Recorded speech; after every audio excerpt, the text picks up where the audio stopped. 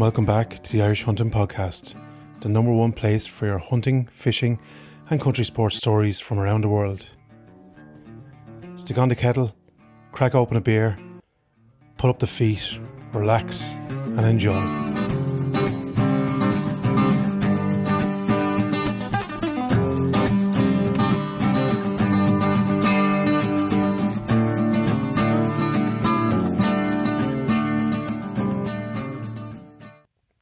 Hello and welcome back to episode 117 of the Irish Hunting Podcast.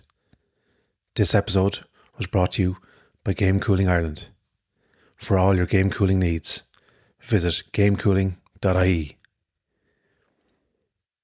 This week, it's back in the company of the keepers. Tom London, Chris Wilkinson, myself and Rob sit down over a glass of wine, a glass of port and a couple of beers to discuss our recent hunting expedition to Norfolk. We catch up with Tom on how he's been getting on since we last visited. It's great to be back in the company of friends. Enjoy this one, folks. Right, we're back over in Norfolkshire, as Robert calls it. We're back in Norfolk with Tom London and Chris, myself and Rob. And we're after having an epic hunting trip. We come over, Tuesday?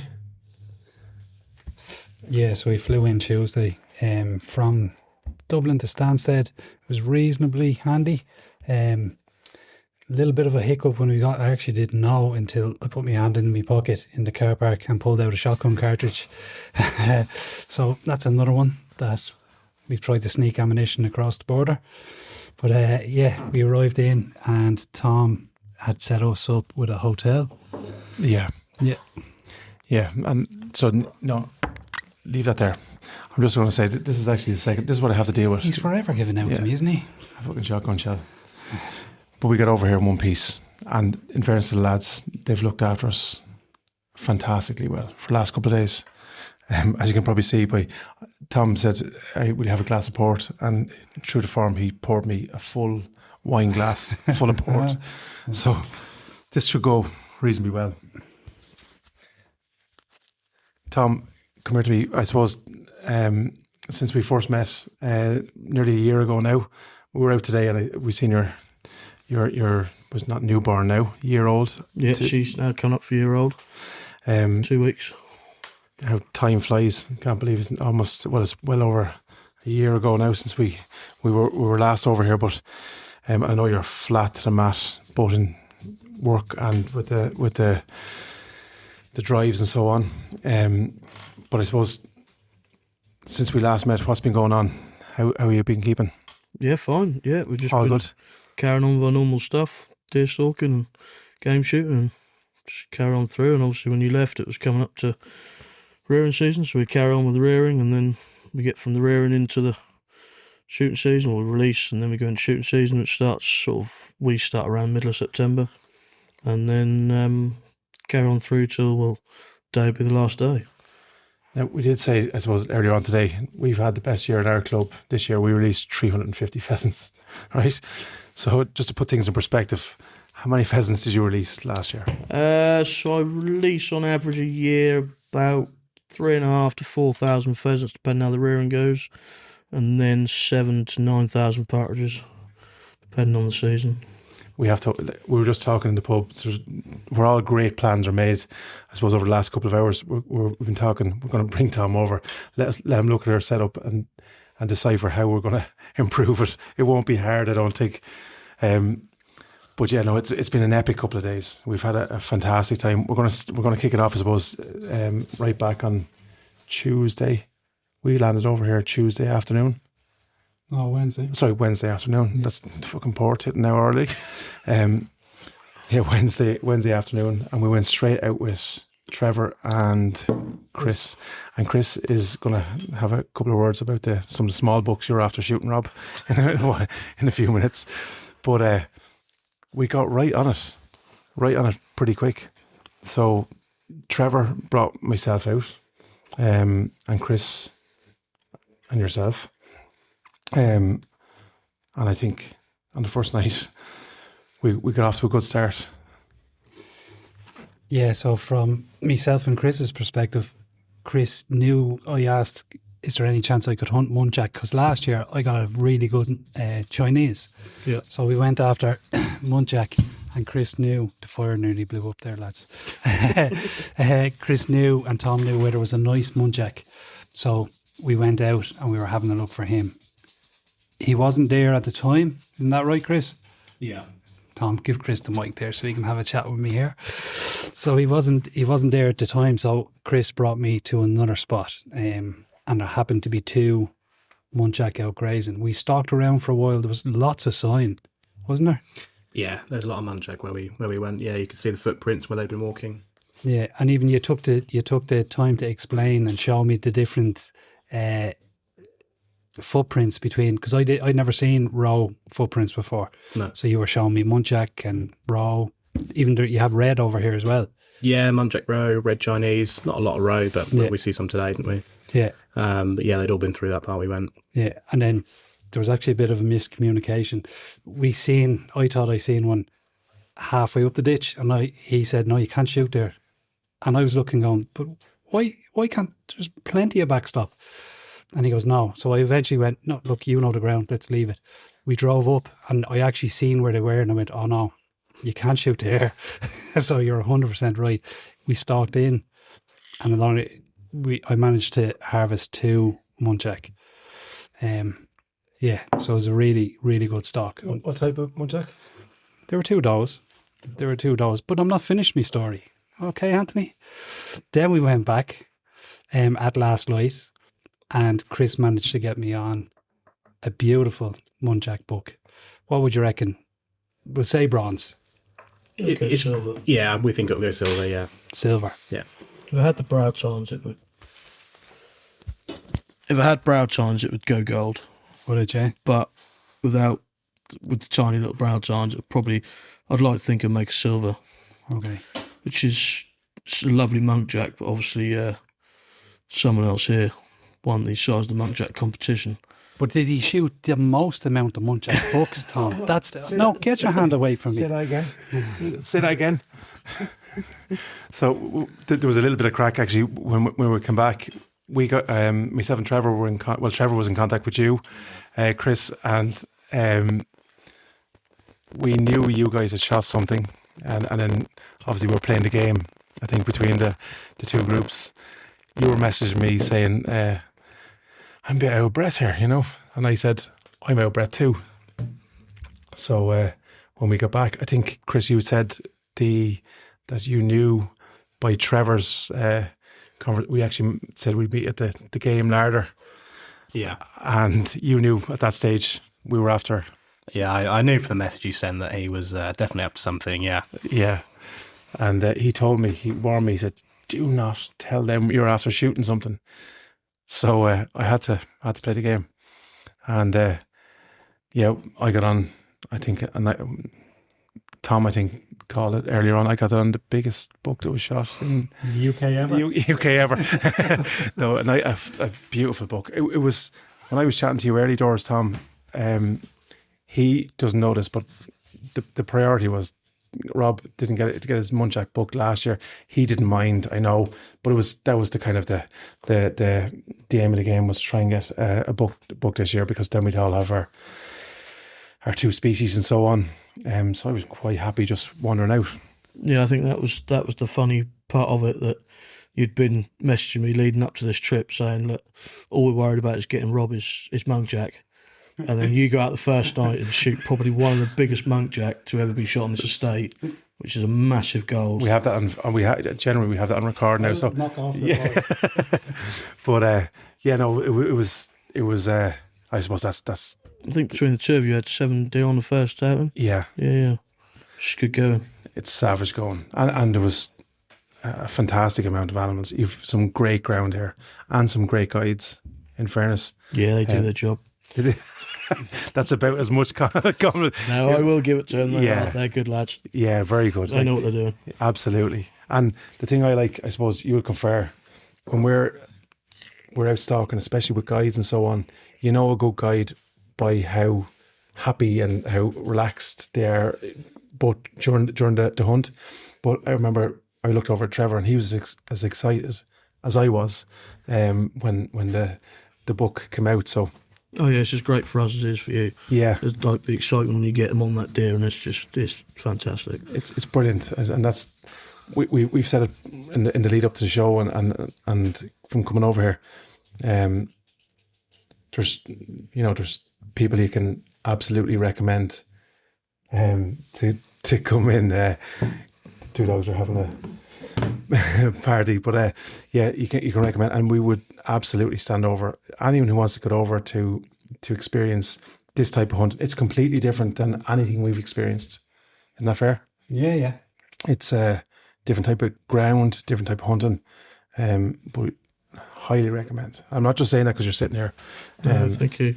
Because we have, and I know you've a couple of people coming over from over the next. Yeah, we've got a few month. guys coming over from Ireland now. Yeah, Yeah, especially end of February, sort of start of March. We've got 7 or 8 guys coming from Ireland now. in terms of, I suppose we'll go back on my hunt in a second, but just on that, like, how are you fairly booked out for next? I know for next couple of months you are. So at the minute, February's fairly busy, but yeah, we cover a lot of ground Yeah, over here. There's several thousand acres that we cover. So 9 times out of 10, if someone rings me up and says, I want to come on this date, you can we can facilitate. get them in. Yeah, We've got plenty of guards. There's 10 of us yeah, taking clients out. So if you were to ring and say, I need to come on this date because it's the only day I can do, chances are I'll fit you in yeah. because we've got enough ground that we can run about 10 people at a time. And that's, I suppose, the biggest thing I've noticed about here is the amount of ground. Like, it's like nothing we've experienced at home. We'd have smaller patches of ground. You guys have estates, like literally what we Yeah, you estates. tend to, when you get your permissions, you tend to take on like an estate at a time. And the average estate around here is, what would you say, Chris, around 1,000 acres at a time? Anywhere between 1,000 and 1,500 usually, isn't it? Yeah. Yeah. So, you used to take on 5 estates and you're 5,000 acres. Yeah, And we're now shooting across 8, 9 estates. yeah, phenomenal amount of ground, and the quality of animals as well is fantastic here. Like, we've seen, I've seen yesterday with Trevor, what he said it was most definitely a gold medal. I know you don't want to know now until the teeth, that's slightly changed. The teeth have to come out now, and if the route is capped, isn't that right? Mm-hmm. But he said it was a monster Chinese. We've both seen a couple of, you've seen another book this morning, Yeah. while we're out shooting. But in terms of my stock, when I went in, we stalked into the wood, and Trevor, it was actually a high seat in a, the area, just small high seat. And as we're coming up, we could see there was a heap of pheasants around, a bit of beat or something, and Trevor said, the pheasants are going to fuck us here, And with that, there's one of those, it must be the Air Force planes were going overhead or something. Yeah, they're all flying about. Yeah. Yeah. And with that went over and kind of disturbed the pheasants, and they kind of, some of them got, just got a bit rattled and pushed on. And there was a muntjac buck. I didn't know it was the animal that we were going to harvest, but I kind of pushed on a little bit, and he said, "Oh fuck!" And I thought it was gone because they're so elusive. They're a really elusive animal. Muntjacs are very secretive animal. Chinese are, they're not easy, but there's a lot of Chinese around. Yeah, There's a lot of muntjac around, but muntjac tend to be a harder animal to stalk. yeah, You can more find them in the woodland, on the edge of the woodlands, and you normally shoot them between trees. So Yeah. obviously it becomes a bit difficult when you've got to get that shot between the trees to get them. But and they rarely stop moving. No. They're always kind of very inquisitive to give a couple of steps, stop, and then trot on again. And that's what happened. Mine went into the right to the woods, and we thought it was gone. And there was a little break on the far side, and it came out at the edge of the wood and presented again. Trevor actually gave, because it was starting we were getting set up in sticks, started to trot on, give a little call, and get the chance to I knew I was on. I knew I was after shooting a buck, not like our last one last year, but No. when we were walking up, to it. I think I have it on video. And Trevor said to me, "What's the biggest buck you've ever shot?" And I said, "Well, I've only ever shot one." So, and it was pretty big. He says, "Well, this is not like nothing that you've ever shot." So I knew I was in for a good one. Then It is an impressive buck. it is impressive, yeah. And it was. I don't have one that big myself on the wall. Do you not? No. Fantastic. That makes it all the better, doesn't it? But yeah, and I think that's the joys of hunting. You can completely come over here, not expecting anything. I didn't even know I was going to be shooting. I said to you, whatever, we go duck shooting, Yeah, you season, said you whatever. weren't worried about that. Wasn't worried. So I wanted to make sure that Rob got his muntjac. Yeah, Unfortunately, probably should have changed the guys around. You went out on the first night and absolutely set the record. yeah, But there we go. At least he's still got a couple of muntjac bucks. absolutely. And yeah. both of them will make medals. So Happy days, happy days. Are you happy with yours? I'm over the moon with my 2 muntjac. I didn't come over with any expectations of shooting a muntjac buck. Genuinely, I was just over because it's more I won't say the company, but the lads and the banter. Like even just the banter today. But that's what I was coming for. It's only a bonus that I managed to shoot. Not only one, but 2. If I can go back to talk about booking trips. yeah, If someone was looking to come for next season, when Sure. should they be coming in contact with you? whenever they want. Yeah. Just get into contact me, Instagram, Facebook, give them a phone number, whatever you want. And where can they find you? I know we tag you and all, but just so anyone listening. Yeah, so my Facebook is TGL Field Sports on Facebook, and my Instagram is the same, TGL Field Sports. I mean, you guys have tagged me enough on that all your followers will probably know exactly where it is. Yeah. But just send me a message. My WhatsApp's on there, my phone number's on there. Ring me any time of day, any day. I'll answer the phone, and they can come. I'll send the price lists over. We can arrange accommodation. We can arrange flights if you want.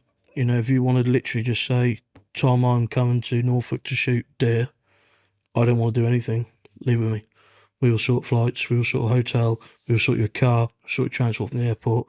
Everything you need. We have the rifles here. You don't need to worry about that. But if there is someone that wants to bring their own rifle, we can help with European passes, which we've done many times before, haven't we? For the French a lot, especially. It does take a while. I think it's about a 2-month wait, so you need to book at least 2 months in advance for me to get that pass for you to be able to bring your own rifle. Then you get a permit and you can either drive over, fly over, depending on your airline, and bring your own gun. But if not, well, have you seen tonight, we've got quite a selection of rifles to choose from. I can attest to that. From Trail 250 up to 243, 270, 3006, whatever you want.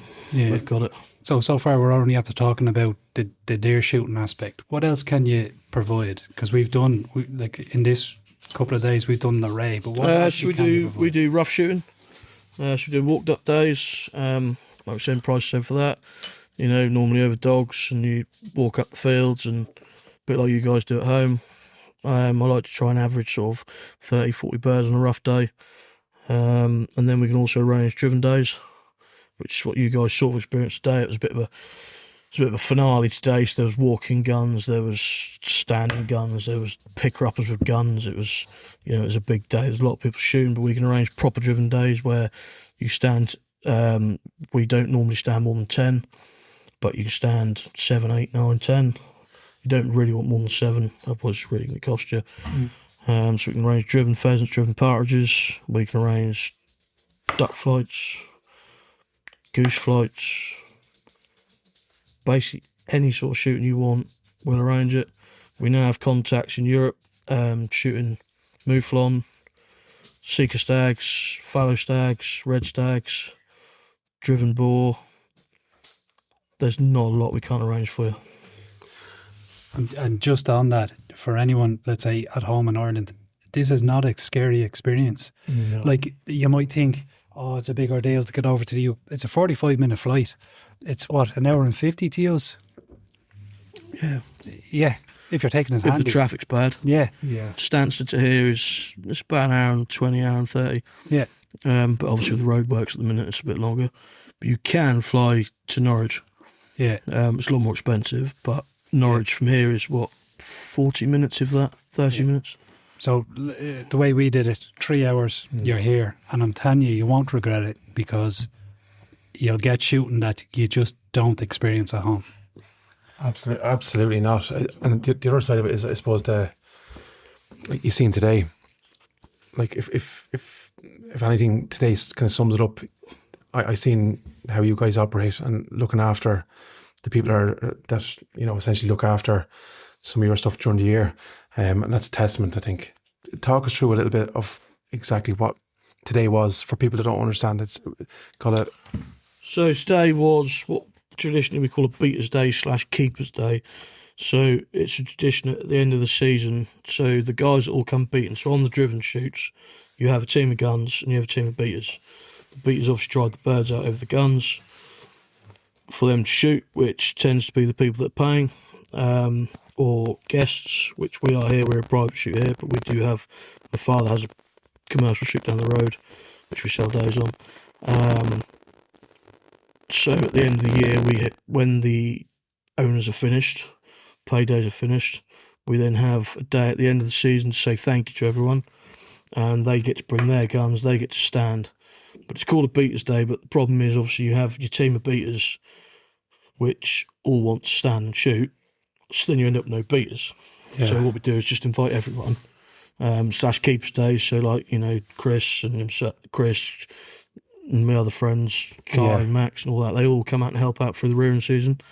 Help me rear the birds, help me release the birds, help me feed the birds. I can ring these boys and say, look, I can't get back today, can you go and do this? And they will. Yeah. So this all just thank you for everyone to come and shoot, have a few drinks, have a barbecue, have some food, and just enjoy the day. It's a light-hearted version of the driven. Like it's all kind of jovial. And in fairness to the lads, I seen today even, and we've only seen because this is the kind of the what would you say, less formal part of it. Yeah, it's very informal. Yeah. Done today. This traditional English partridge and pheasant shooting can sometimes be very, I don't know what the word is, like us and them. Okay. But the shoot we have at Strumpshaw and Dad's shoot, everyone's included, everyone joins it together. We'll have a drink together, we'll have food together. Other shoots are a bit different, it's the guns, it's the beaters. Depends where you go in the country. Yeah. But we have shoots here, we've got shoots down the road, we've got shoots in Suffolk, we've got shoots all over the UK we can organise, and we're even now organising shoots for driven pheasants in the Czech Republic, Brilliant. which are big days. Brilliant. And we quite enjoy ourselves, me and Chris and the boys, to go to Scotland, because that is some serious high stuff. We were actually talking to Chris just on the way down about Scotland. I think we're going to have to up our game here before we even, because if today kind of it definitely caught me out. Because it's like nothing I've ever experienced. You've had probably something in between, but what's he like to work for, Chris? Yeah, nice guy. Looks after you. 50 under the table. Not just because he's sat right next to me. No, he'll do a lot to help you out. Nice guy. Yeah. So, yeah, no problems. I've noticed, like, this is the thing I've just picked up on. If he asks any of you guys to do something, you'll do it. Like, it's not a hassle. It's not an issue. It's like, I know you probably don't like talking about that, but there's a level of respect for the man. I presume it's reciprocated, because it wouldn't be. Yeah. Yeah. Yeah, whatever we put in, we get back out. So there's no problem. I can only imagine. And I suppose that's why I think part of why we enjoy it so much. We were in the trucks today, and we were just both nudging each other at certain times, because the banter that was going around and the slagging, and that's exactly the way we would be, if we're out hunting. So it's like a group of mates out hunting. That's the most important bit. Exactly, yeah. So he's a good boss. Yeah, good boss. That's on record now as well. What's the plans for next season? Same again? Yeah, Bigger, same better? again. We're going to carry on with the deer stalking, carry on with game shooting. Your work essentially starts like this is the end of this was the last shoot on this. We might have a bit of a walked up / rough day next week. We've got a couple, the estate where you shot your big muntjac, Yeah, officially, near the hotel. They're finished there now. There's a lot of pheasants left. So we might have a bit of walked up day next week, maybe shoot a few ducks. But it'll just be me and the lads yeah, who helped me out. Say thank you. And then we're probably going to have another one next Friday at where you were today. okay, It'll be the same sort of setup day, but not as many people. It'll be 10 walking, 10 standing. Clear up day for people I decide who are coming. very good. But then the work essentially just literally it's not. Yeah, so obviously It's already deer started. carries on to the end of March. your Last day of the season is 31st of March. Yeah. When we stop, you can obviously carry on with muntjac into it. Well, you can shoot muntjac all year round by law. Yeah, But middle of April, the muntjac tend to cast. So potentially you're shooting next year's medal buck. yeah. It's pointless. They're breeding. We don't agree with it. Leave them alone. We'll just leave them alone. Yeah, March 31st, last day, we're done. And we just go into rearing season. Then we sort of have April. We don't really have April off, do we? We just, No, we we don't really have it off. We're just preparing for the big hit the next month, aren't we? Yeah, we sort of April time. We're getting ready for May when the chicks come in.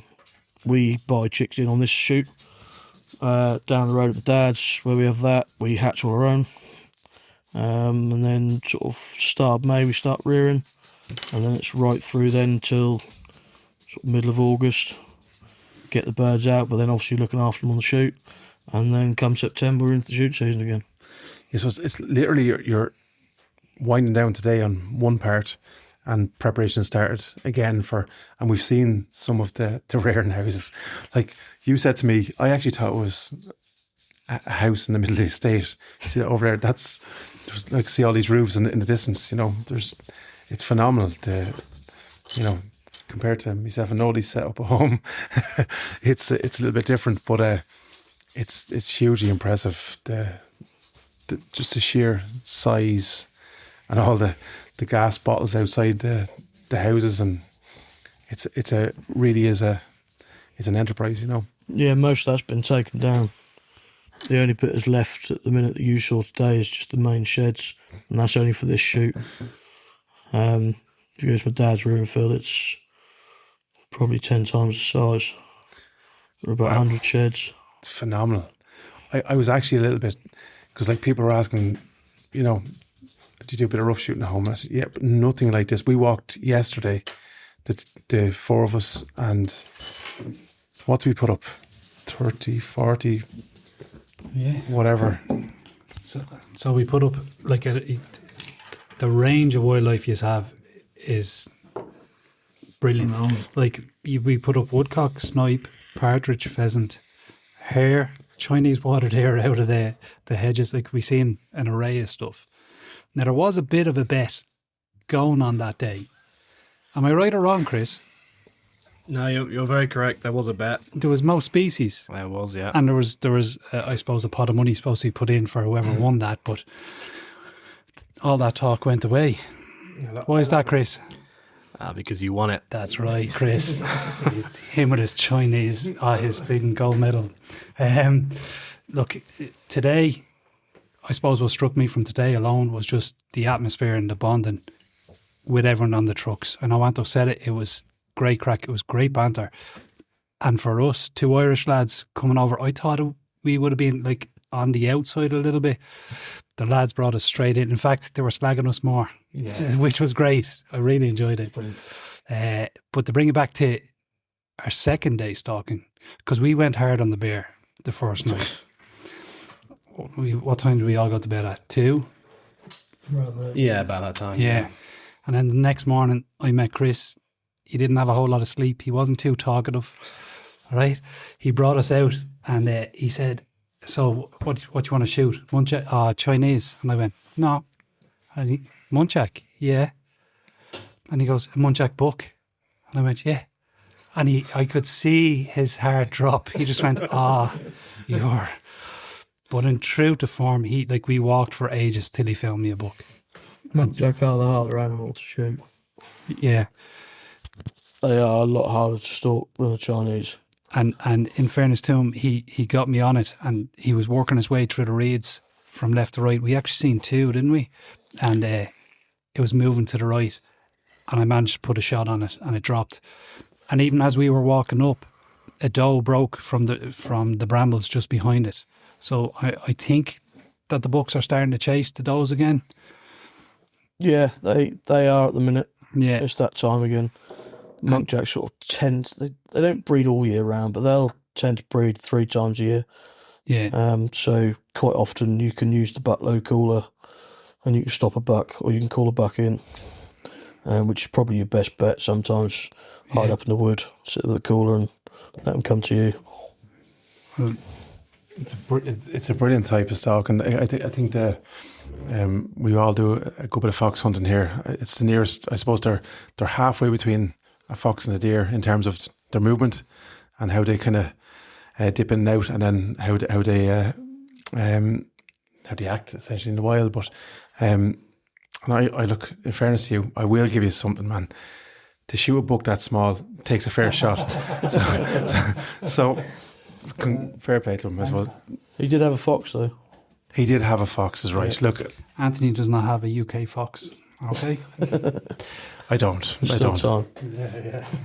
And we were actually out that night, and Tom said, "Why aren't you shooting?" I was just happy. I was fed. I need to go to bed. And I was thinking, like what you said there.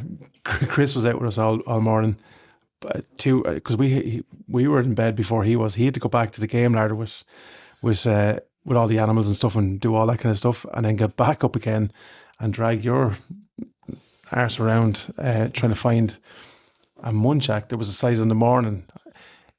We did we did say we were after Chinese, isn't that correct? The night before, I think that was a plan, because I think the area we were was Chinese. Well, yeah, we went there to try and get your gold, yeah.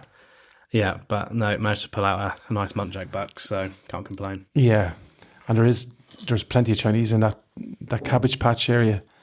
Yeah, they like that. It's good cover for them. There's a thing.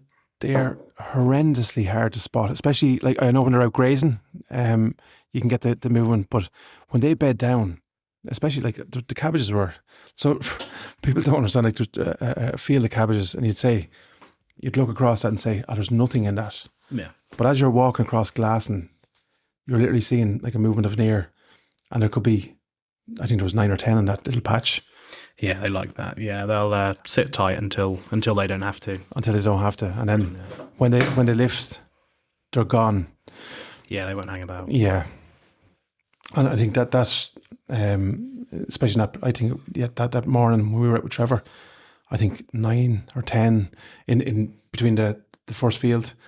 Now we did see, in fairness, that monster Chinese, but he didn't give us the time, Robert, to have a shot. I know you said you would have shot him, but he didn't hang around because he was bedded down in a small bit of reeds. Like what we were saying there, you're looking across glass and thinking there's nothing in that, and all of a sudden you see a little flicker, and one is gone. And the minute they spot you, they're on their heels. But look, I wasn't disappointed. Then into today, I think like what you said. The boys slagging, having that kind of breaks the ice. How many did you shoot today? For the shot ratio, I wouldn't be bragging too much. Genuinely, it's a completely different style of shooting from the walked up shooting that we do. So this, for anyone who's listening, this is me and Anto's first dripping shooting, isn't that right? Mm-hmm. And last night we had a couple of drinks, and I was sitting in the bar going, man, we're going to hammer this. Like, I'm probably going to hit, I might have like 50-50 the first drive. if I hit one word, it's questionable because the other lad shot at the same time. So I came off the drive with my head down. And I walked over to Anto and just went, "Oh no, I'm in trouble here."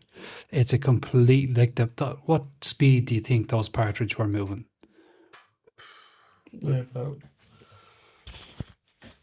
Partridge on average day normally do about 35 to 40 mile an hour. But that drive, they had the wind behind them, Yeah. which they could have been doing anything up to 60 mile an hour. And coming straight at you or Yeah. curling off to the side. It's just completely different shooting. Can you just, because I seen it and I seen the night before, you were busy.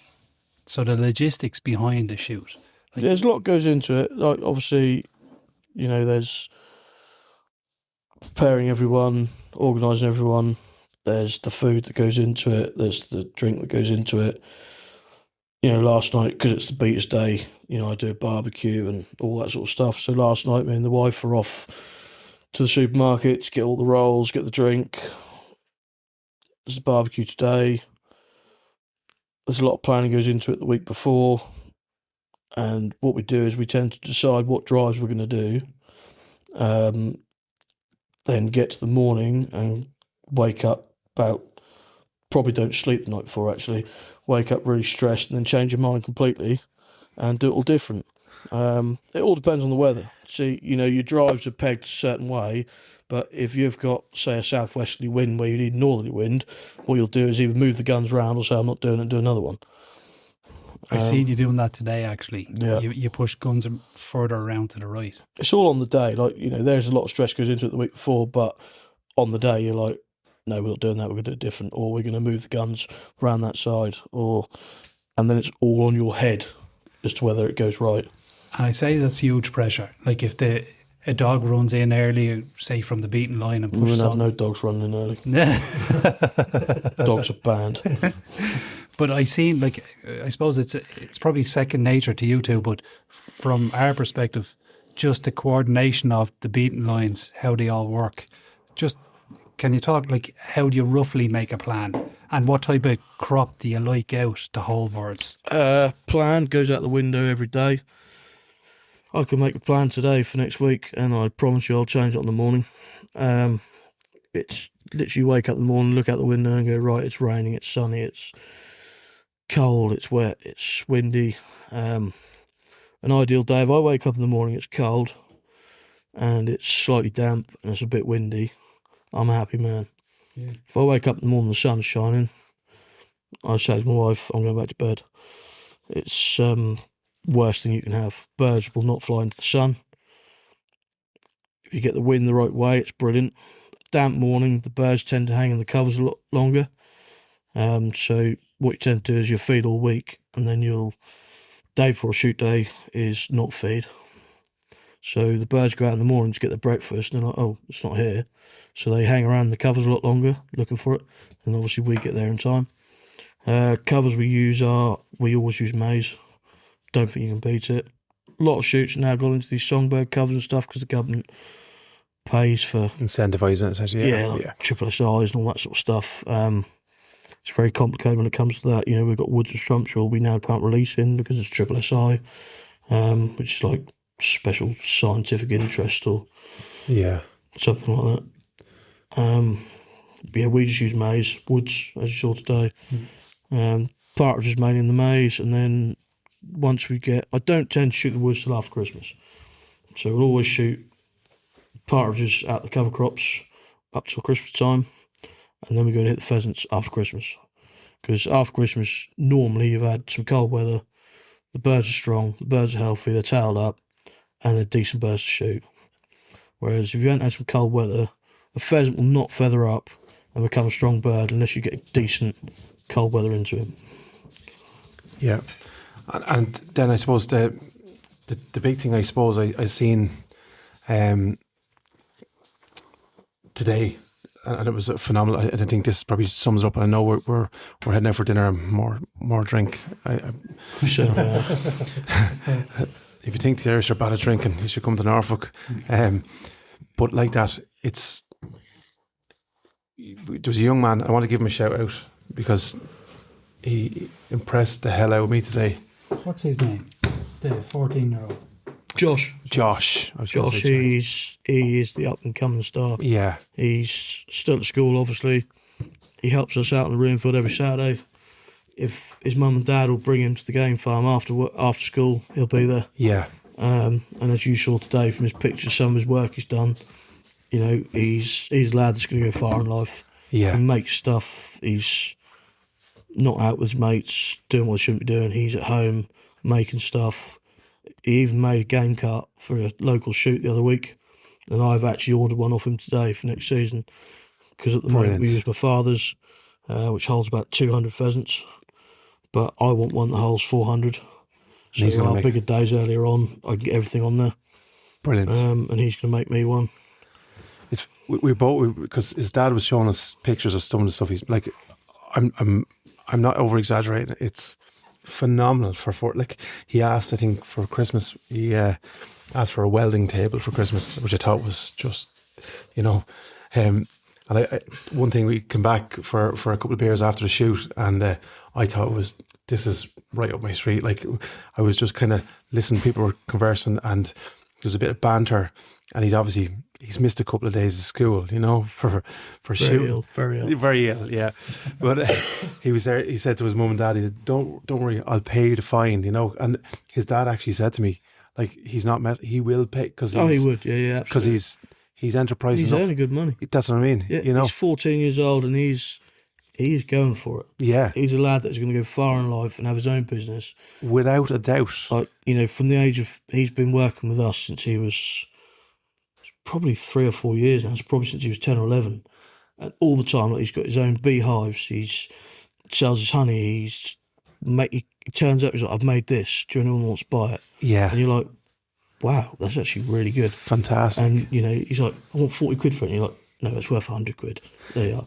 Brilliant. He's just, he is an inspiration. But I think isn't that, like, with all the kind of the drama going on about trying to stop country sports and so on, I think today, for me, probably some of why it's so important.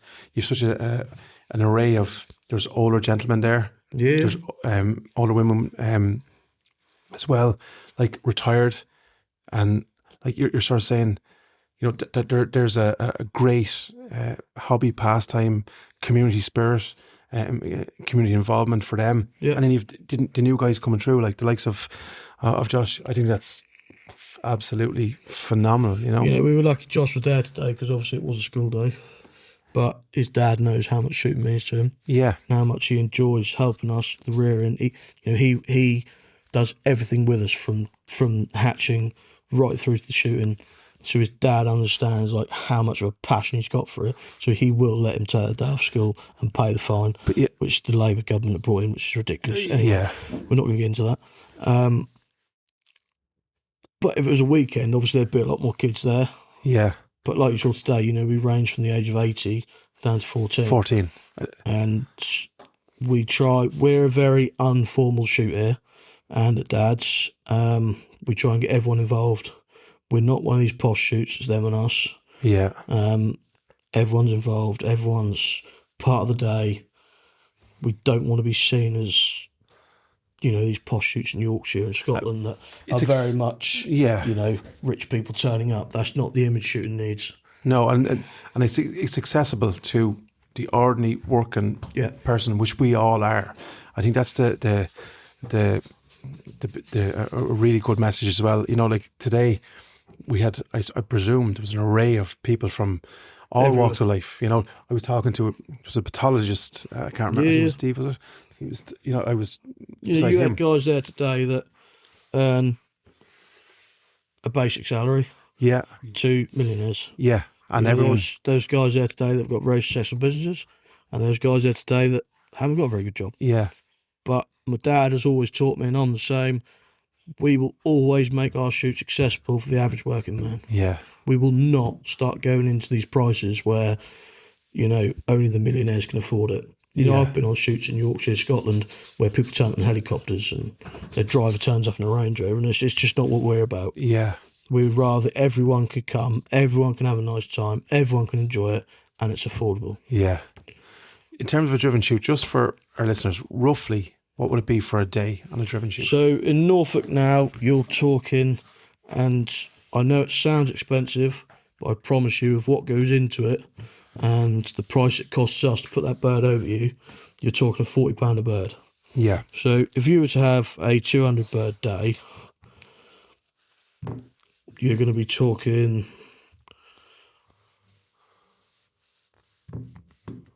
£8,000 for the day, but you can divide that between 8 to 10 guns. Yeah. So if you divide it between 8 guns, you're £8,000. Yeah.